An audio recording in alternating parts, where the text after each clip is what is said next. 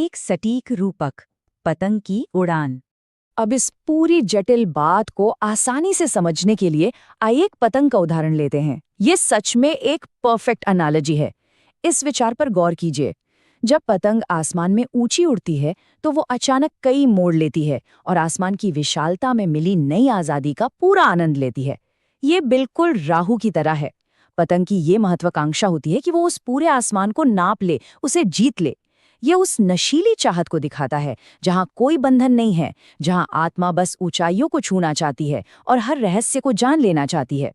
इस उड़ान की प्रक्रिया को इन 3 आसान स्टेप्स में समझते हैं। पहला कदम, पतंग अपनी पूरी महत्वाकांक्षा के साथ आसमान में ऊंची उड़ान भरती है। दूसरा कदम, इस आज़ादी के जोश में वो कई बार नीचे की ओर तेजी से गोता भी लगाती है, जहां उसके कटने या नष्ट होने का भारी रिस्क होता है।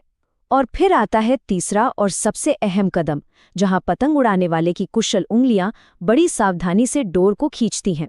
उंगलियों का यही कौशल उस पतंग को स्थिर करता है, उसे जमीन से जोड़ता है और उसे गिरने से बचाता है। भाग 3, केतु, शरीर और पृथ्वी। आसमान की उन असीम ऊंचाइयों और तूफानी हवाओं के बीच केतु एक अत्यंत शांत और ठहराव वाली ऊर्जा है। ये वो जरूरी शक्ति है जो हमें हमारे मूल स्रोत से जोड़कर रखती है। आप इसे हमारी जड़ कह सकते हैं, जो इंसान को जमीन से टिकाए रखती है। क्योंकि केतु का कोई सिर नहीं होता, इसलिए उसके भीतर कोई अनियंत्रित भटकाव नहीं है।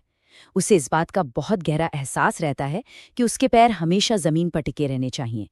ये उस फिजिकल कंट्रोल को दर्शाता है जो एक बेहद महत्वाकांक्षी आत्मा को सुरक्षित रखने के लिए बहुत जरूरी है। सच कहूं तो बिना इस जमीनी जुड़ाव या ग्राउंडिंग के हम अपना सांसारिक उद्देश्य कभी पूरा कर ही नहीं सकते। भाग 4, टूटी हुई डोर, दिशाहीन आत्मा। अब हमारी इस कहानी में आता है एक बड़ा ट्विस्ट, जहां ये पूरा का पूरा बैलेंस एक झटके में खतरे में पड़ सकता है। जरा सोचिए, क्या होता है जब वो पतंग आसमान में बहुत जोर से झटके खाती है, हवा का दबाव बढ़ता है और उस अत्यधिक खिंचाव में उसकी डोर अचानक टूट जाती है। ये सवाल असीमित और अनियंत्रित महत्वाकांक्षा के उस छिपे हुए खतरे को सामने लाता है, जहां सिर्फ ऊंचाइयों की चाहत में हमारा बेस, हमारा आधार ही टूट जाता है। देखिए, जब वो डोर टूट जाती है तो पतंग अपने स्रोत से पूरी तरह कट जाती है। वो अपनी दिशा खो देती है और बस हवा में बेतरतीब ढंग से बिना किसी मंजिल के भटकने लगती है। इंसानी जीवन के संदर्भ में देखें तो ये एक बहुत ही दुखद स्थिति का प्रतीक है। ये एक ऐसे इंसान के जीवन को दर्शाता है जिसका अपनी जमीन और अपनी जड़ों से कोई जुड़ाव ही नहीं बचा है।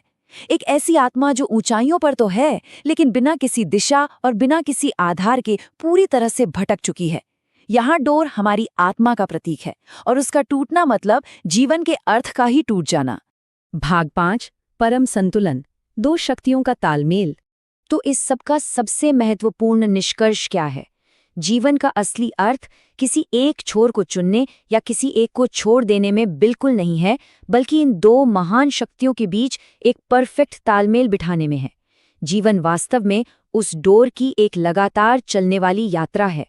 एक ओर आत्मा की वो असीम महत्वाकांक्षा है राहु, जो आसमान को जीतना चाहती है, और दूसरी ओर है केतु, वो कुशल उंगलियां जो उसे जमीन से सुरक्षित रूप से बांधे रखती हैं।